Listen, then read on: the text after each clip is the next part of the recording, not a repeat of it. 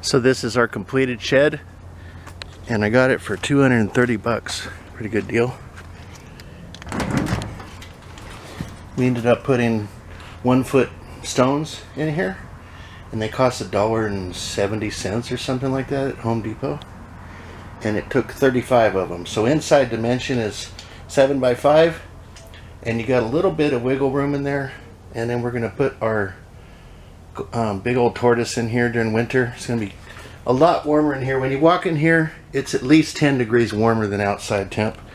It's got a couple vents on each side, and they're in an awful lot of, you know, very thin metal pieces, and a lot of screwing pieces in with screws to be done.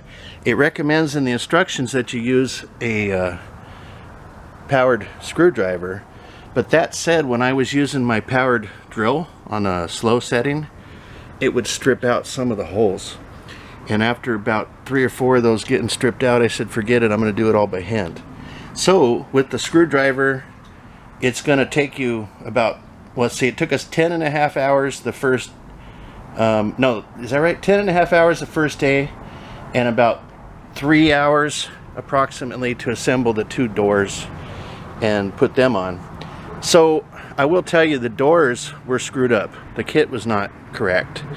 And the problems that we had encountered was the hinge on this left door.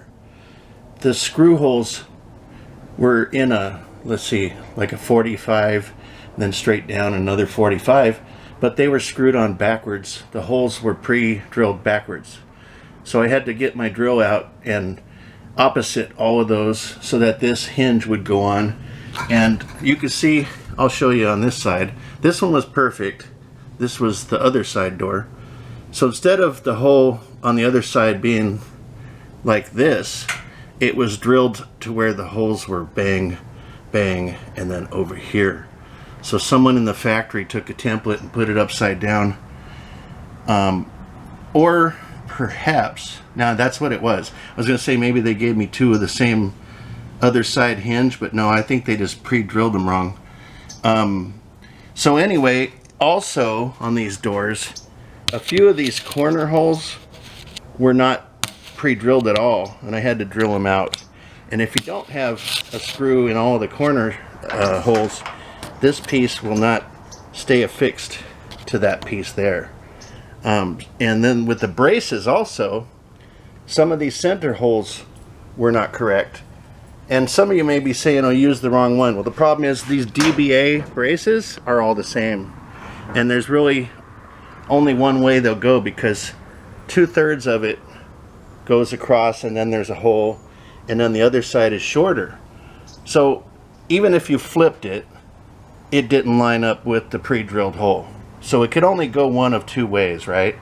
And either way lined up right. So I had to end up on a couple of these drilling new holes out so that I could affix it to one of these crossbars.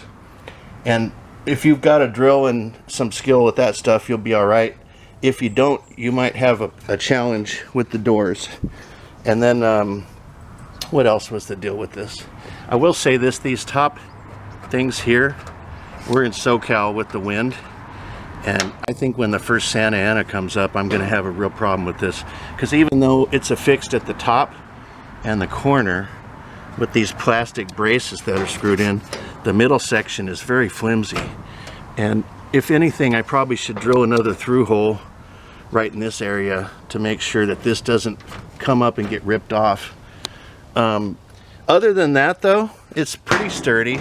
I will say this though, the 4 inside corners all have a little 45-degree plate of metal, and you can't see it because the stone is on there.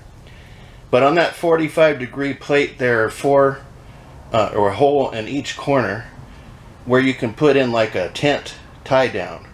So if you drive a tent tie down through the hole, at minimum that will hold it in the ground a little bit, because believe it or not, after this thing's constructed, you can actually lean on and lift it up and down, or pick it up with a couple, 2 or 3 people and walk it around. So if you get a good wind, it's going to blow over. So what we did was we push it right up against the block wall in the back. And then in addition, like I said, we put in tent tie downs in all 4 corners, and then we put these bricks in. And the great thing about these bricks that are 1 foot is they actually rest on the metal flange that's underneath. So the weight of all of these bricks is holding the shed down. And you know, 1 brick is probably like maybe 5 to 10 pounds, something like that. So if you take the perimeter, there's 5 and then set 14, so there's 20 that go around the perimeter. So it's like 100 to 200 pounds holding the bottom of the shed down. And that's not a lot. So if you get a severe, you know, like a F0 tornado or something that flies over your place, this thing's going to pick up. Other than that, you may want to explore some kind of a rope structural tie down, or perhaps affix it to a concrete patio with some, you know, metal holes, like rebar or something coming out, and then drive it through the corner plate and bend them over where there's no way. Now that said, the corner plates are real thin also, so they could rip off. But where I'm at, I have to compete with Santa Ana winds, and I think the combination of the back wall and this 100 to 200 pounds of stones on the inside flange will hold it up. And the cool thing about these doors, the one has a regular doorknob, the other one does not. And what it has is on the inside, it's got these pins that you can pull down, and they're at the bottom and the top. So you have to release both pins to open that door. So mostly this right door, ouch, low bridge. By the way, if you're over 5 feet tall, you're going to get low bridged a lot. But anyway, this it's the left door, is mainly meant to be shut all the time. And then this door is the one that you're going to be working in and out of.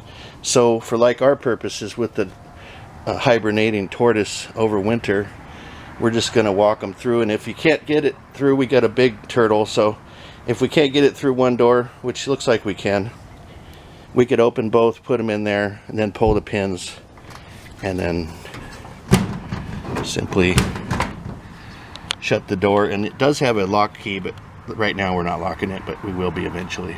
So that's about it. Pretty good.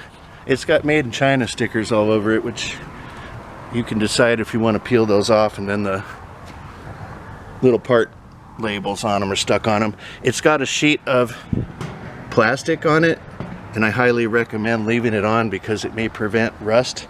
And the other thing I was reading about online is that you can put a barrier at the ground level to prevent water from coming in, and that could be some plastic material, or it could be some like Flex Seal, either Flex Seal caulking or something in that nature. Probably not tape, but you know, something to keep the water out. You may want to just spray it down with a hose and then see what happens.